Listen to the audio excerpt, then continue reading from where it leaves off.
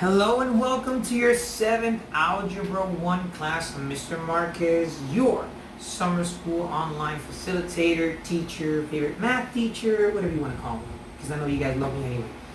In all seriousness and all joking aside, guys, today we're going to talk about or continue to discuss inequalities, but we're actually going to solve inequalities by adding or subtracting. Now, one thing that we discussed in our previous lesson is that an inequality, especially when you graph them, can have more than one answer.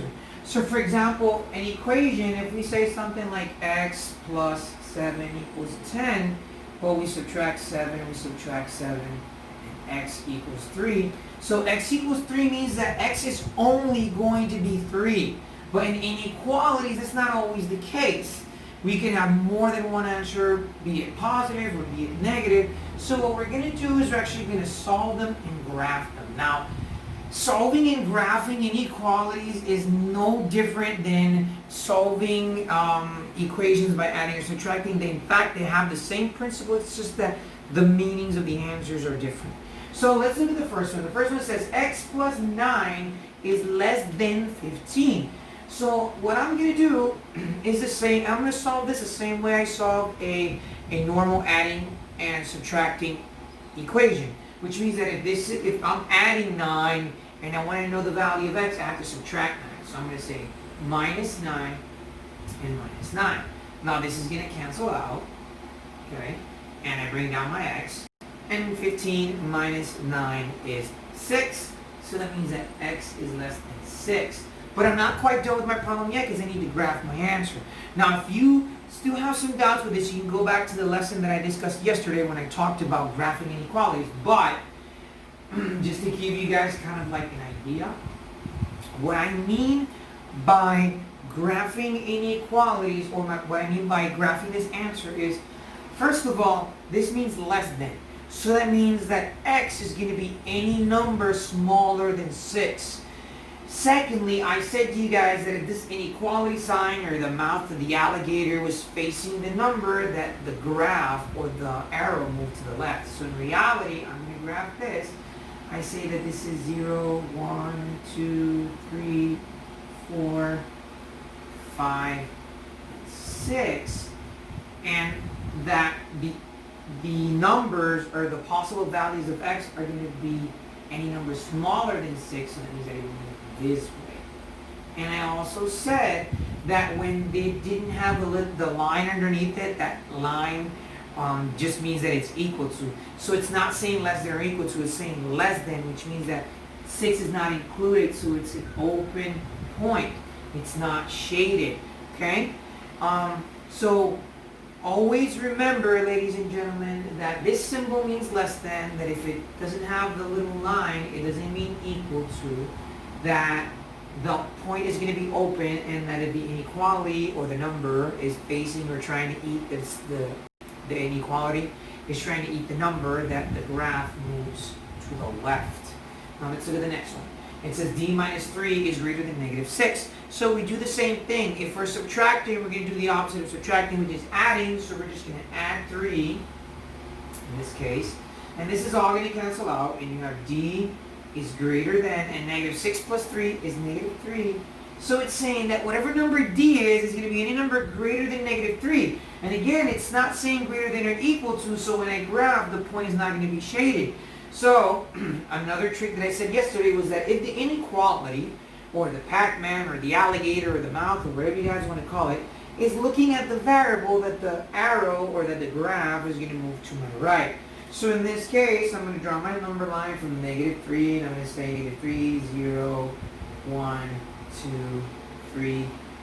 It's not greater than or equal to, so it means it's an open point, and since it's greater than negative 3, it moves to my right. So that's how you would graph an answer. Simple as that. Now let's do the last one. It says, decimals. People don't like decimals, but they're easy. It says 0.7 is greater than or equal to n minus 0.4. So what I have to do in this case is, if it's subtracting 0.4, I'm going to add it. So I'm just going to say plus 0.4 plus 0.4. This is going to go ahead and cancel out. and I bring down my greater than or equal to, I bring down my n, and I'm going to add 0.7 plus 0.4 is 1.1. Just remember, when you're adding decimals, the decimal point is are aligned one on top of the other. 7 plus 4 is 11, carry the 1 plus 0 is 1, so 11 on 1.1. Now that means that n is going to be, or 11.1 is going to be greater than or equal to n. Now this can be tricky. So what you need to do is observe if the inequality sign is facing the number or it's facing the variable. If the inequality is facing the variable, it moves to the right. If the inequality is facing the number, it moves to the left. So this, even though you would say this means that 1.1 is greater than or equal to n, in reality the inequality sign is facing the 1.1, so my graph is going to move to the left. So that means that I have my number line, this is 0, and this is 1, and 1.1 is here. It's saying 1.1 is greater than or equal to n. In other words, it's saying that n is going to be smaller than or equal to 1.1. If this sounds confusing, just look at it this way. The inequality sign is facing the 1.1, so that means the graph is going to move to the left. So, and it's saying greater than or equal to, so that means that it's a shaded point. See, here it didn't have this line, so the points weren't shaded. Here it does. So that means that you're going to shade them. So 1.1 is about here, more or less. And then that means that it moves infinitely to the left. So this is -1 and -2 and all the numbers in between.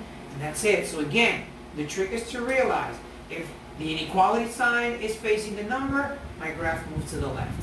If the inequality sign is facing the variable, my graph moves to the right. If I am subtracting an inequality, I'm going to do the opposite of that, which is adding. And if I am adding, I'm going to do the opposite of adding, which is subtracting. Guys, feel free to pause and rewind this video as many times as you need to. You're going to go, once you're done watching this video, now I know we're going a little bit out of order, but it's because of the whole summer content. So when you are done watching this video, when you're done reviewing this lesson, I want you to go to your math sharpeners, and you're going to go to week 6, and you're going to do all of the exercises in day 1. So guys, stay safe. This is your favorite summer school math teacher saying goodbye, and I'll see you soon. Bye.